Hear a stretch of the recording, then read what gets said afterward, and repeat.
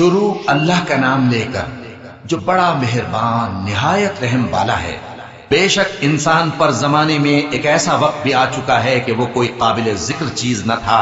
ہم نے انسان کو ملے جلے نطفے سے پیدا کیا تاکہ اسے آزمائیں، تو ہم نے اس کو سنتا دیکھتا بنایا، یقیناً ہم ہی نے اسے رستہ بھی دکھا دیا۔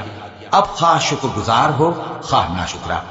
بے شک ہم نے کافروں کے لیے زنجیریں اور طوق اور دہکتی آگ تیار کر رکھی ہے۔ جو نیکوکار ہیں وہ ایسی شراب پیئیں گے جس میں کافور کی آمیزش ہو۔ یہ ایک چشمہ ہے جس میں سے اللہ کے بندے پیئیں گے اور اس میں سے چھوٹی چھوٹی نہریں نکال لیں گے۔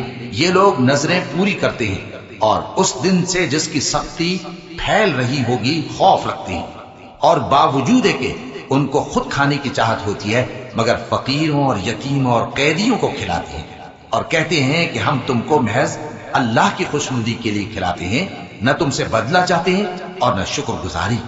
ہم کو اپنے پروردگار سے اس دن کا ڈر لگتا ہے جو چہروں کو بگاڑنے والا اور بڑی سختی والا ہوگا۔ چنانچہ اللہ ان کو اس دن کی سختی سے بچا لے گا اور تازگی اور خوشی عنایت فرمائے گا، اور ان کے صبر کے بدلے ان کو بہشت اور ریشمی لباس عطا کرے گا۔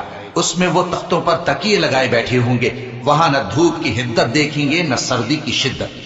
ان پر درختوں کے سائے قریب ہوں گے اور میووں کے گچھے جھکے ہوئے لٹک رہے ہوں گے، اور خدام چاندی کے برتن لیے ہوئے ان کے ارد گرد پھریں گے، اور شیشے کے نہایت شفاف پیالے، اور شیشے بھی چاندی کے جو ٹھیک اندازے کے مطابق بنائے گئے ہیں۔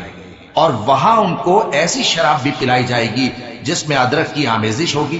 یہ بہشت میں ایک چشمہ ہے جس کا نام سلسبیل ہے، اور ان کے پاس لڑکے آتے جاتے ہوں گے جو ہمیشہ ایک ہی حالت پر رہیں گے۔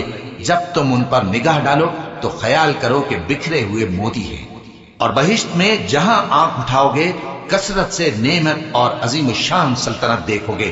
ان کے جسموں پر دیبا اور اطلس کے سبز کپڑے ہوں گے، اور انہیں چاندی کے کنگن پہنائے جائیں گے، اور ان کا پروردگار ان کو نہایت پاکیزہ مشروب پلائے گا، فرمائے گا یہ تمہارا صلہ ہے اور تمہاری محنت ہمارے ہاں مقبول ہوئی۔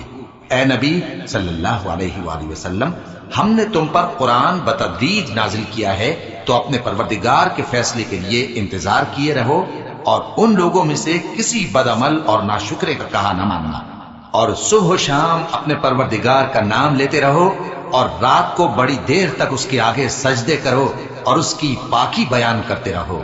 یہ لوگ دنیا کو دوست رکھتے ہیں اور قیامت کے بھاری دن کو پس پشت چھوڑے دیتے ہیں۔